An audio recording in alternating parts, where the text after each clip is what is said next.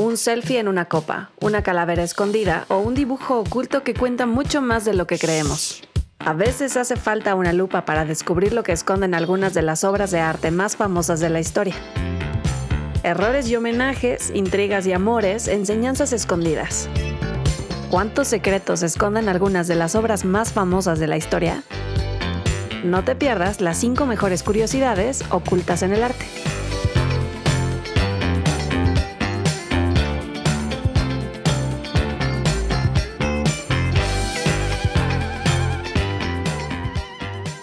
Hay veces que el secreto no está a la vista, sino escondido tras varias capas de pintura y barniz. Lo que en un principio parecía una simple pared blanca en esta obra de Vermeer, realmente ocultaba un cuadro de un cupido desnudo que daba una pequeña pista acerca del posible contenido de la carta. Algo parecido pasó con este cuadro. ¿Ves toda esa gente concentrada alrededor de una playa vacía? Una restauración posterior descubrió que lo que miraban atentamente era el cadáver de una ballena. No se sabe muy bien por qué se cubrió. Quizás no era muy agradable tener el cuadro de un cetáceo muerto en el comedor. Otras veces, estas pinturas ocultas demostraban que no hay nada más humano que un cambio de opinión.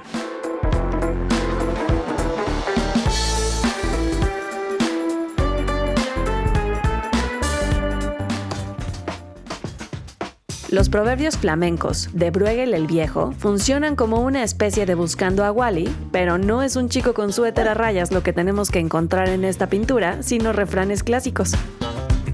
El cuadro muestra una tierra habitada por más de 100 representaciones literales de proverbios flamencos. Y aunque algunos se han perdido para siempre, otros siguen diciéndose hoy en día, como matar 2 pájaros de un tiro, estar armado hasta los dientes, el pez grande se come al chico o darse cabezazos contra la pared. Esta es Clara Peters, una de las grandes pintoras del barroco y también una experta en dejar su huella en cada una de sus pinturas. Siglos antes del selfie, la artista sembró sus obras con pistas en forma de reflejos que reconocían la autoría de sus cuadros.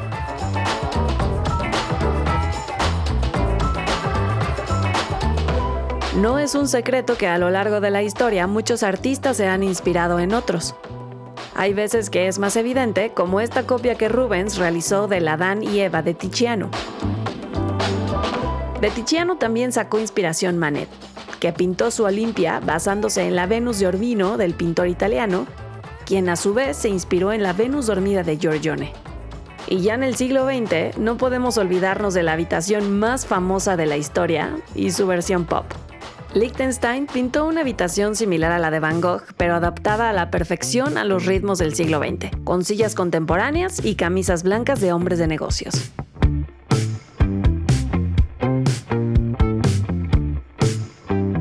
A la izquierda, el embajador francés Jean de Dinteville. A la derecha, su amigo George de Self. Y en el centro, ¿qué es eso de ahí? Ese extraño objeto, llamado a veces hueso de sepia, es en realidad algo mucho más tétrico. Un cráneo humano deformado por una anamorfosis, una técnica de deformación óptica muy de moda en la Inglaterra de la época. Solo mirando el cuadro desde una perspectiva concreta, o a través de una cuchara, podremos apreciar lo que significa verdaderamente esta obra de Hans Holbein el Joven, la lucha de las ciencias y las artes contra la grandeza de la muerte.